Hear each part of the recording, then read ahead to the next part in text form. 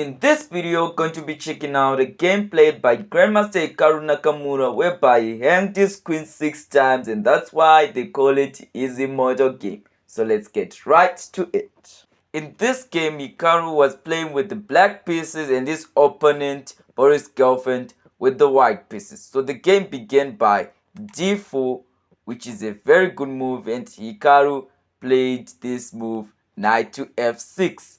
And Hikaru was now planning the King Indian defense, which we'll see in this game, because after the move c4, Hikaru played g6, knight c3, bishop g7, and after the move e4, here Hikaru played d6, which is the King Indian normal variation or the old variation here. And after his opponent played knight to f3, Hikaru just castled, and after bishop to e2, Hikaru played this move e5.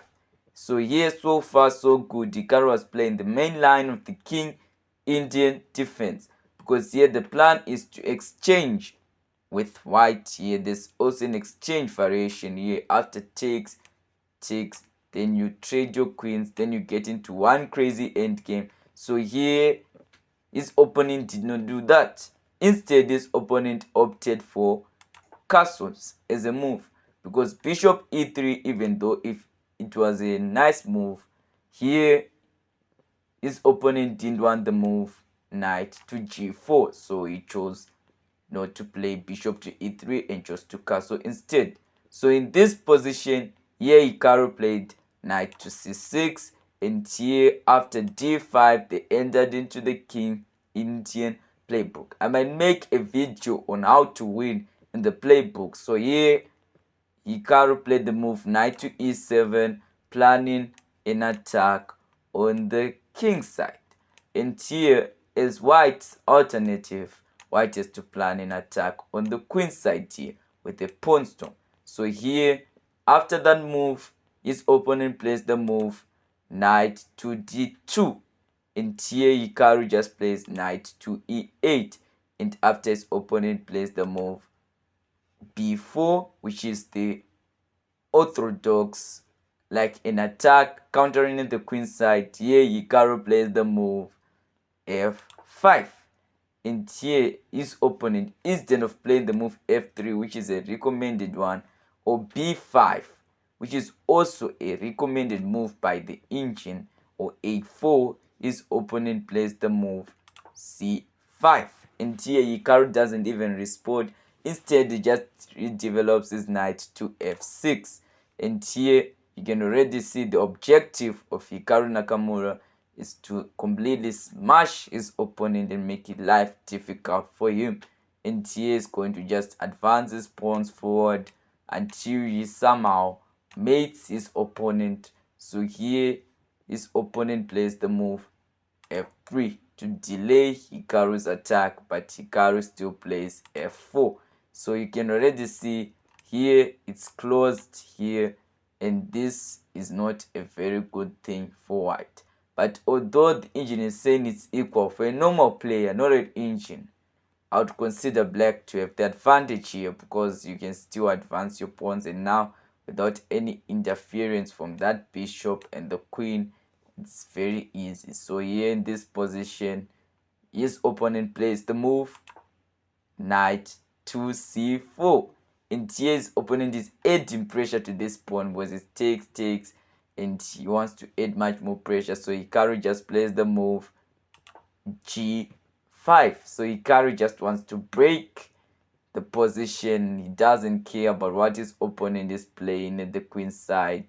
He doesn't need to defend it. He just wants to create a checkmate. Yeah, by the way, this game was played more than 10 years ago, around 2010 or 12. So here Hikaru wasn't exactly at the peak of his powers, but he was extremely good. He was one of the top grandmasters in the world. So here his opponent plays the move a4, finally about to destroy that queen side, and Hikaru plays the move knight to g6. So Hikaru is now bringing back his knights, opening up this very powerful bishop, which can be sacrificed on h3 according to theory. So here his opponent plays the move bishop to a3. As you already see, this is a miss.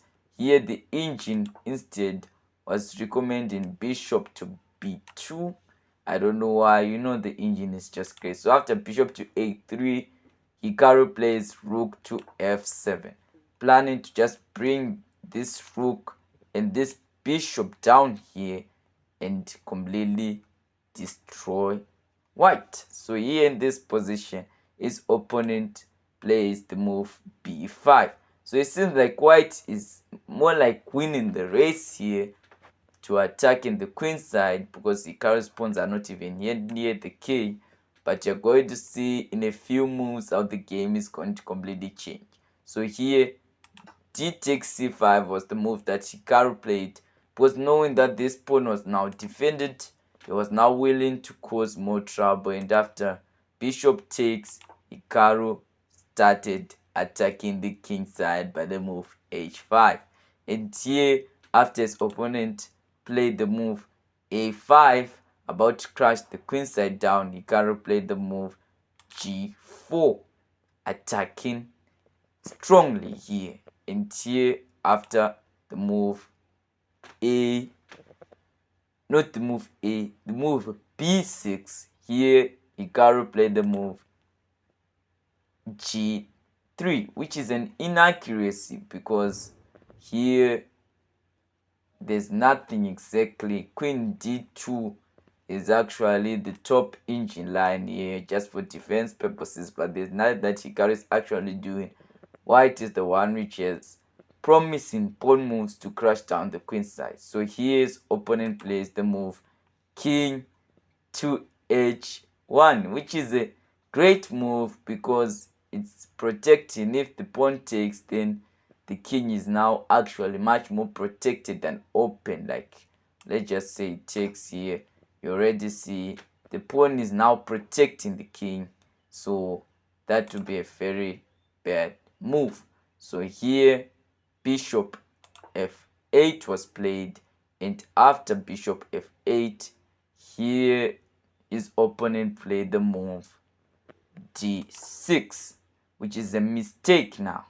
And here Hikaru played a wonderful move, a takes b6, opting if they take here, the top engine line is rook takes a1, which means that she's just going to lessen the material.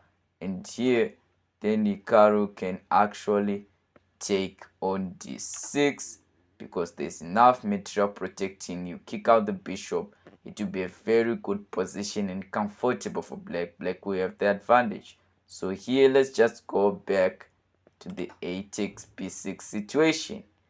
Here his opponent plays bishop back, and he's playing the bishop back actually for defense purposes, which I don't understand. It's an inaccuracy. And here Hikaru plays the move knight to h4. So here, if you can see Hikaru's plan, I want you to put it down in the comments. You pause the video, put it down in the comments what Hikaru wants to do in this position. And after here, let's just continue. Hikaru's opponent plays the move rook to e1. And here, guess what Hikaru does? He sacrifices the knight. And here his opponent is like, yeah, you are sacrificing your knight. I'm not going to take your knight. Not yet. Because I know your plan is after I take, then you take again, then you bring out your rook. No, I'm not going to please you.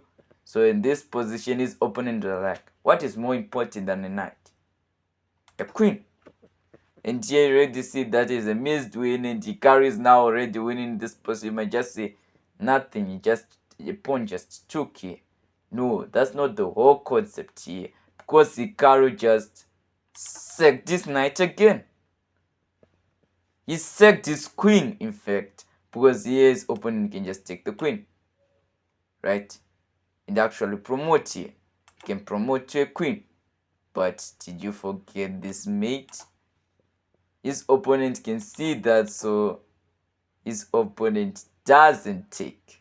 Instead, his opponent takes the knight. And you know what Hikaru does? He plays the pawn. He sacrifices the pawn. Just kidding. He's sacrificing his queen again. And this is now the second time. And here, after the king takes, Hikaru doesn't care about that. He just plays rook check, and then the king returns. He plays his bishop. The queen is still hanging here. The queen is still hanging in this position. He doesn't care about white promoting and taking his queen. He doesn't care about it, because if white takes again, and here it's even way worse, you'll get checkmated by a bishop. So definitely that would be terrible for white. So here white becomes clever and plays the move bishop to f1, and here Hikaru with his brilliance just plays queen to d3. He sacrifices his queen again. It's hanging. White can literally take, but then that would be just made in one again. So that would be terrible. So here, after that, after queen to d3, his opponent takes the pawn in the center, firing the queen, and Hikaru was like, I don't care about the queen. You can take it, because I'm just going to take your bishop. Which is another great move, because here, if he takes, then still it's mate. So that's the whole point. Hikaru was more like immortal because his queen didn't even matter in the game. His pieces like the rook played a very key role. So here, after this move,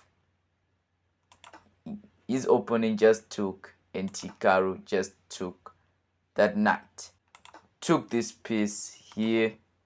He promoted, and after takes, Hikaru just drew back his queen, attacking the rook, and his opponent resigned. Like and subscribe for more game recaps. My goal is to reach 1,000 subscribers before May reaches. So I thank you guys for the support. See you in the next video.